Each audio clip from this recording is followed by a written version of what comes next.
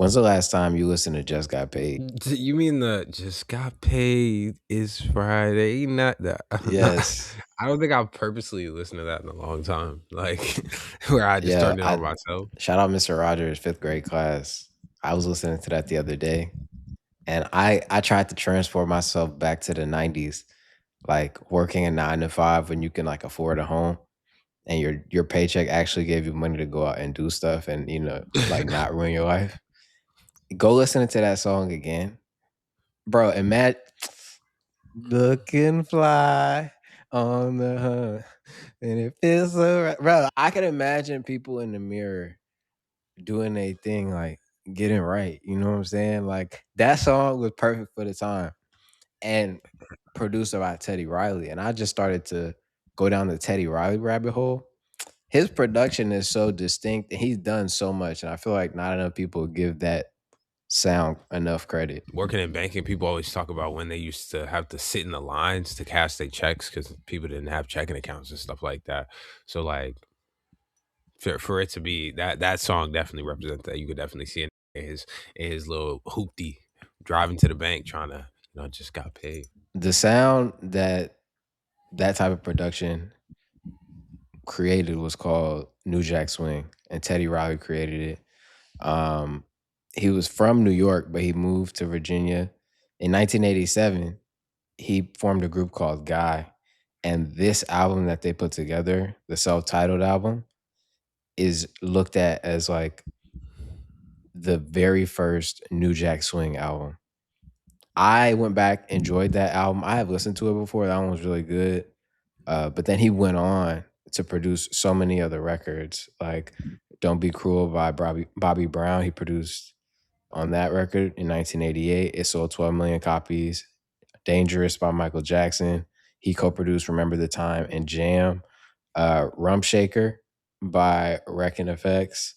He produced for Keith Sweat, Heavy D, Cool Mo D. And then after he broke up with Guy, he ended up putting out a single with a group called Blackstreet and put out the song No Diggity with Dr. Dre and Queen Pen, and that song went number one. He went on to produce with so many other people, and he influenced a lot of the Virginia sound like Timbaland and Pharrell. Both of them have cited him as being like inspiration for their production styles. And I think it's just very rare that you find somebody that's able to create a distinct sound to where you just run the songs back to back and it feels like they're the same thing. You know what I mean? Yeah, you could definitely hear the influence through that whole era. Like that sound was really distinct, especially when you're talking about people like Velvet DeVoe, Bobby Brown. Like those people ran the '90s. Those people were definitely some of the most important artists that were coming out of the '90s. And I think it's cool to see those waves of R&B, like how they came together.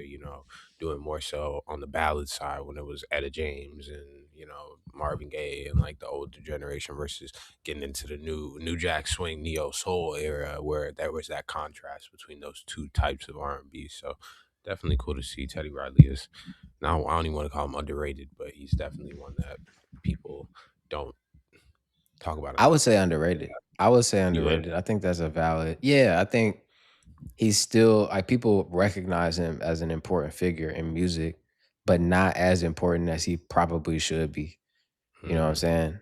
Like that period of like the late 80s, early to mid 90s, he kind of ran that. Like he had his own sound. You know what I mean? Like that's very hard to do. And then he collaborated with the biggest artist in the world, Michael Jackson at the time, and put out a banger. Remember the Time. Generational banger, no pun intended. Shout out Teddy Riley. Yeah, I think part of it is also like the producer never gets as much credit as the artist because it's like the artist gonna be front facing, but crazy. That's a fact. That's a fact. Let's get into this Omah Lay project. He finally put out his second project, Clarity of Mind. 4 years he's been going. 12 tracks, 33 minutes, one feature. The three songs he put out beforehand, Don't Love Me, Waste, and Holy Ghost, had 227 million Spotify streams. I will say Holy Ghost was one I was not a big fan of initially, and then it grew on me, and I really liked that one. Um, But in terms of the whole project, what did you think? Initial thoughts. Well, I thought this project was real good. I always love to hear how certain projects come on. I think this one reminded me a lot of Young John's last project as far as like vibe and pop. I was really liking it. I think my favorite songs were probably I really liked Canada Breeze. That was good rhythms. Julia was pretty good as well. But I think Omah Lay does a good job of like mixing in kind of like those feelings records and those slower tempo Afrobeats records versus him doing like the upbeat kind of like party feel style records. So I thought this was a good project for sure. I agree. I think initial reactions are that I like it. The last album took a little while for me to really come to love it, so I'm gonna give it a couple more chances. What I will say though, this feels like Boy More Alone. You think so? He still sounds sad. He sound like he just found a new instrumental sound a little bit, but it's still the same subject matter. And I think if the rumors are true about him having a complete album done prior to this, I could understand why it would be hard to go recreate a second album. Like if you had this thing that you saw as a masterpiece. What I'm speaking about is a couple years ago, he said he had an entire project that an artist replicated the sound and essentially took the sound of his initial sophomore album and put it out already. So he scrapped it all. He went to the drawing board and tried to do something else. Um, but if that's true, then I can understand why he went this direction with it. But I don't really love it up front as much as I initially thought I would. Hmm. I liked it. I don't know. I thought it was pretty good. I um I think also it's kind of like the gap between not getting on my lay music like that was kind of what made me really like this project. Obviously, we got the singles, but we weren't getting consistent music from him. So I think that's what made it kind of refreshing for me at least. Um, but you know what? I remember us talking about that, and I want to hear this album because how close could it really be? Like, and how did the artist? I guess did he play it for the artist? Like I don't remember that part of it. Did he say he Yeah, so played it? he played it for the artist. The artist turned around and made something that sounded the only reason I would bring this and even give it some validity is because Omah Lay's producer Tempo, who produced a lot of the last album, he's produced Soweto, a lot of really big Afrobeats records. He Hmm. produced half of this project. He said the same thing. He said it sounded essentially sonically the same. Do you remember the artist in the album? It was Rema, and it was his last It was project. Heist. Yeah, It it was was Heist. Yeah. Heist, which to me was so interesting because that album sounds so different than anything Omah Lay's. Well, let me not say anything Omah Lay's ever made because there's 2 records he put out since then that were very upbeat, like Holy Ghost and then with You with Davido. Hmm. Turn, turn, turn. If that was the sonic like direction for the album, I'm kind of disappointed that we didn't get it, and I would like to hear it too. Yeah, I don't think that's the other thing is like I don't know why he was like, oh, I have to scrap it because of the fact that it sounds similar to this artist, especially if like maybe it made him feel less confident in the music. But I don't know. I would have loved to hear it. I think the perception if they both put out 2 albums that sounded because my thing is, it's one thing for the artist to say that. It's another thing for the producer to also say that. And if they sounded that similar and they released around the same time, conversation would be had about that. Yeah, but it's like I would be if I'm on my lay, I would be able to say, "Yo, I'm saying this, and my producer is saying this, and we had you in a studio session." So it's like clearly you got this sound from me, like that. I don't know, but I digress. I don't know. Yeah, it don't matter at this point because I don't know if we're gonna get it. But this isn't a bad project. That's what I'll say. I'll Yeah, leave it there. Unknown T put out another single, Hear That Still, with AJ Tracey. Did you hear this record at all? no, I didn't. I didn't know this came out. I'll play a little bit for you, and then I just want to get your initial reaction because I like it a lot. I gotta turn on my Spotify notifications. I've been missing too much, bro. I just You need ready? it to be in the background. Yeah.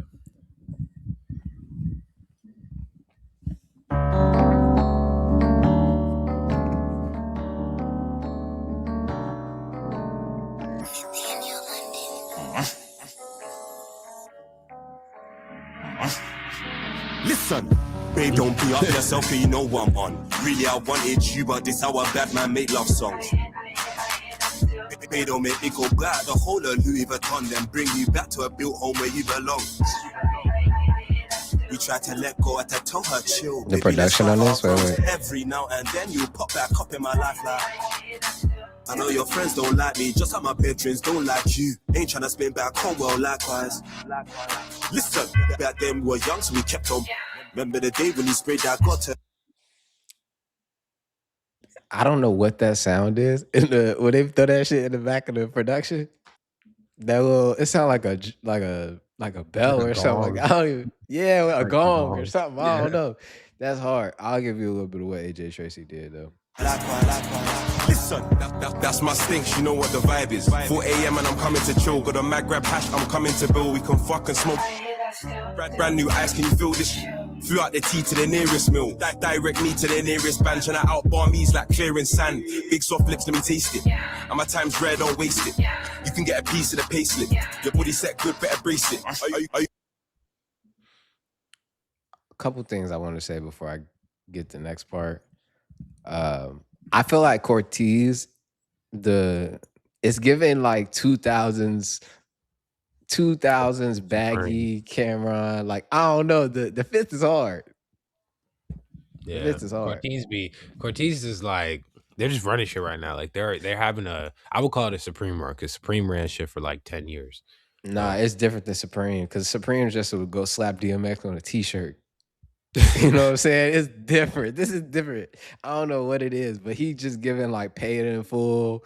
You know what I'm saying? Dipset. I don't know. I don't know what it is, but it's cold. But the video style was influenced by a Dizzy Rascal music video. I will say I'm gonna play a little bit of it for you just so you can see the video, but the beat disgusting. I don't know whose choice this was. I ain't gonna lie. I still haven't got into that old grime era music. Oh my god, let me find it because the beat was really bad. I can't lie. I feel like when I hear grime artists and I hear UK rap artists, I feel like they still sound hungry in comparison to American rap artists. Like these niggas sound like they still want this shit, which is fucked Yeah, up. Black I slap. love you, I love you, I love Oh shit. Okay, I see it now.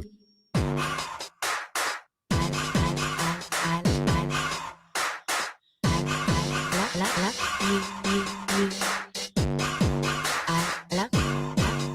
I love you. Yo, if a girl know what you say that's for, some banging at your girl, what for? Pregnant, what you talking about me for? 15, she's underage, that's raw. And against all right, that's enough. The videos. That's where he got the style from. That beat. I'm not sure about it. I'm not. No, I'm not sure. I'm not sure. no I saw at you do a first, little. I saw you at, do the little Jay Z nod at first, like before the before the beat yeah. drop. I saw you do a little. You're like, oh no, No, but at first I was like, "This ain't bad," but I don't know what you're talking about. Then it started to pick up, and I was like, "I like if you like it, I love it." Like that's insane. But I thought the yeah, video no, was cool, though. I will say that. yeah, no, the video style was cool. I thought that it's dope he paid homage because they look at him as like the one, like the very first one. You know what Yeah, I mean? And so 23 years later, that's really cool. I just want to say, Unknown T to me is one of the most unique rappers that I've ever heard, yeah. like from anywhere. And I think that's what's still super cool about him. Like how you heard him coming onto the track when it started. It reminds me of, I'm not saying he is DMX, but DMX was just very vocally animated like that. You know what I'm saying? And he drew you into the track. And I feel like I get some of the same feeling when I listen to his music too. I could definitely see that. Like, I feel like there's those artists where, the best part of their songs, I guess, is kind of that vocal performance that you hear from them. Like a Busta Rhymes is another one I could think of. Like I Yeah, feel like he would be really on that. Even like a Ludacris was another good example. But yeah, I know T Mac gets some delivery. different stuff. Delivery, yeah, literally, bro, literally. Okay, last thing I wanted to get into, Leon Thomas was singing on the airplane. So Leon Thomas. play. I thought, you know, it's crazy. This is where the mute button on content is so useful again, right? Like I'm scrolling and I see all these people sitting on a plane like this, and I'm like, yo, what's going on? And then Leon Thomas up there playing the. I just feel like it's a stretch now. Like we reaching too far for this content. You don't think Delta could do a little soul playing action, bro? Like, what's wrong with that? Like, No, I don't. And the thing is, this was like a special thing offered to like Delta members or something like that. Like if you had so many points or whatever. So I want to know how many people out there actually sitting on the plane were Leon Thomas fans. I kind of want to know, like, were they just sitting in the plane or were they like actually in the air going somewhere? Like, was this just like a publicity, not a publicity stunt, but like, I don't know. I feel like it's not bad marketing because it made niggas stop and be like, why the fuck is Leon Thomas on a plane? What fucking airline is this? I was This is so Spirit. confused. I was like, this is definitely not Spirit, bro. This is not Frontier because I've never been offered a song before my flight. But I'm a big Leon Thomas fan. I occasionally fly Delta. No, I don't want a concert while I'm on the plane. You know what? I'd be down for it. I feel like it would be a good use of entertainment, a good use of 3 hours when I'm trying to get through this flight. I'm not gonna hate, but you know, fuck Delta. I guess you could say that. Did you watch the Spotify miniseries Yeah, I got an episode left. episode? Oh, so you're ahead of me. I'm on episode 4. Yeah, What'd I you got an think? episode left.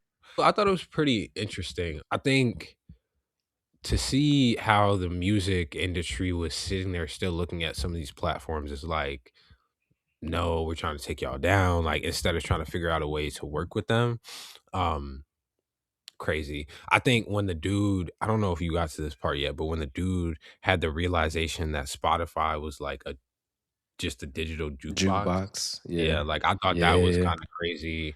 And even like watching everybody be so like, whoa, like you can just pull up music in 2 seconds. It shows how privileged we are at this moment because like they was looking up normal songs that like I go now Spotify, this whole 0.2 seconds thing, like you can find everything quick as hell. Like you get every song you ever wanted.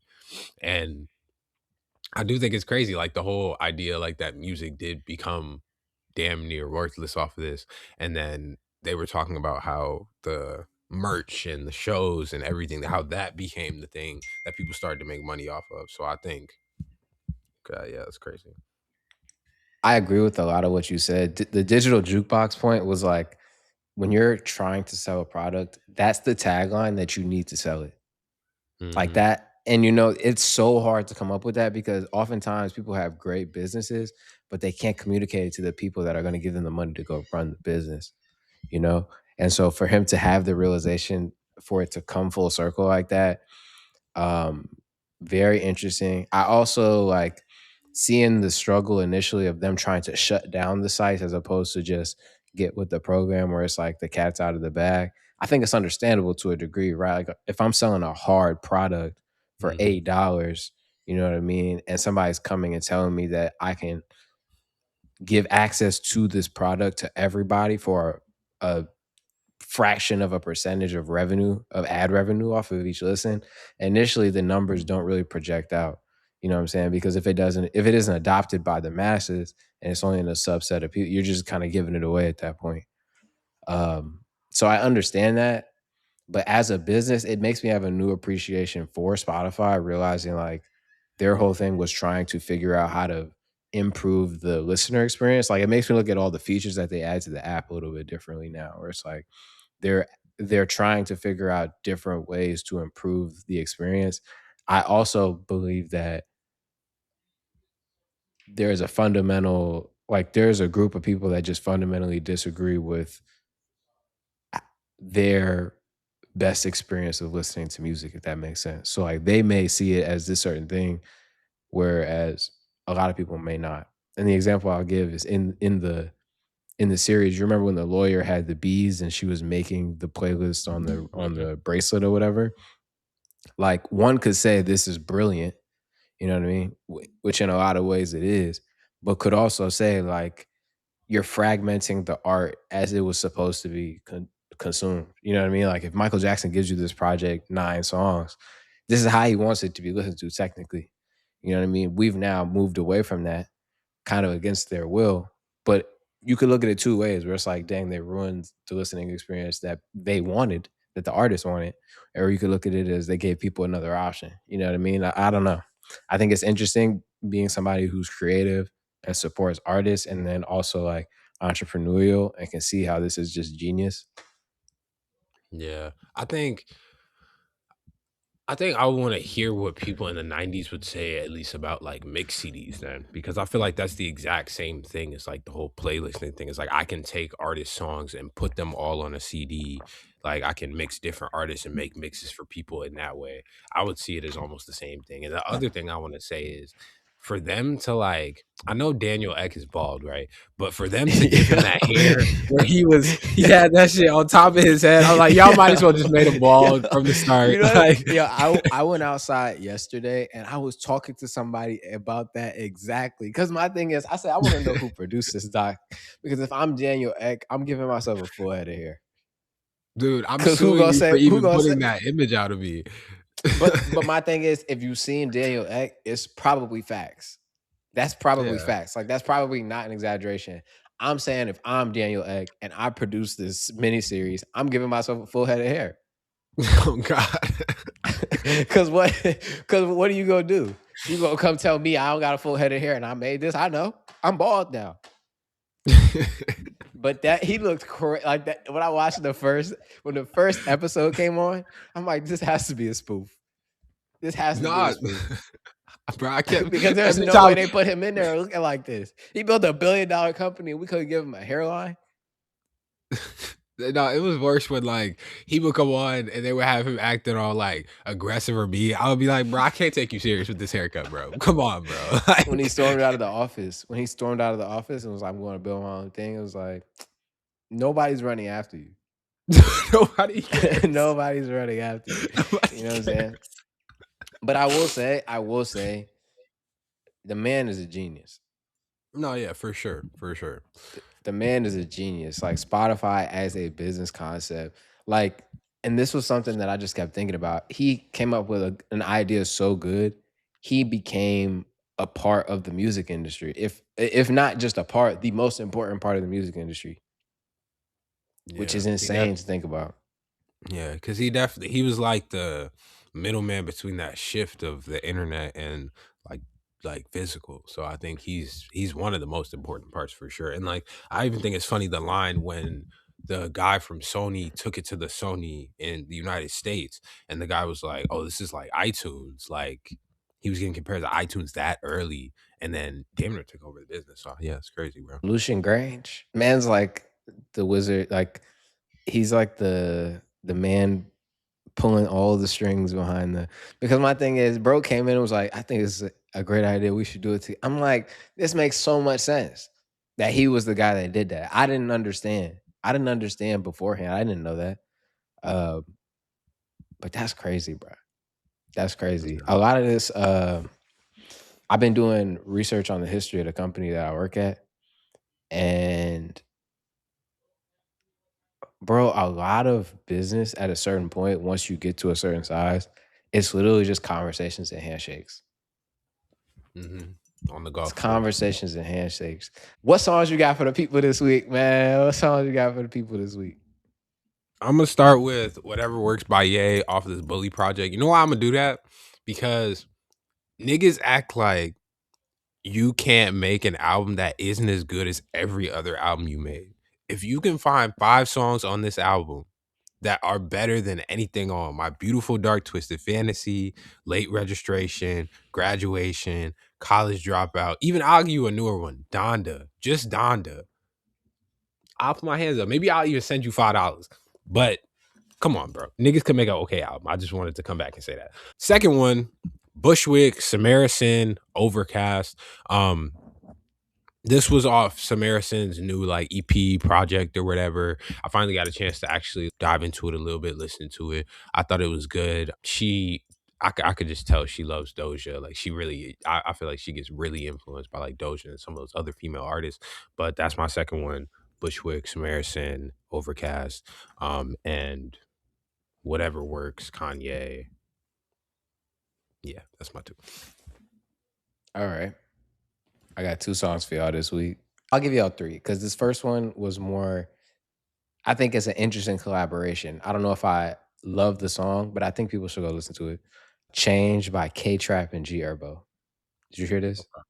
No. K-Trap is a rapper from over in the UK. He did the collab album with Heady One. That I really remember that song where Triple Threat, that song we came in here and talked about. Yeah. Mad long ago. But that's K-Trap. But he did a song with G Herbo. I think it's interesting that they collaborated together. I'm not the biggest K-Trap fan just because of how his voice sounds, but he can rap. So I would say go listen to that. And then Scott's Mafuma put out a song called Gun Kanje. That was really good. I feel like I heard it on TikTok before he put it out, but I still like it. So I'll give y'all that one. And then Mofe by Mavo. Mavo is working with a lot of bigger artists recently. He did that song Money Constant with DJ Matt Parissa and Wizkid recently, which I really like. But this song is really good. So Mofe by Mavo. Listen, man, we're now no longer in the antebellum South. You know what I mean? It's a new day. We'll see y'all next week.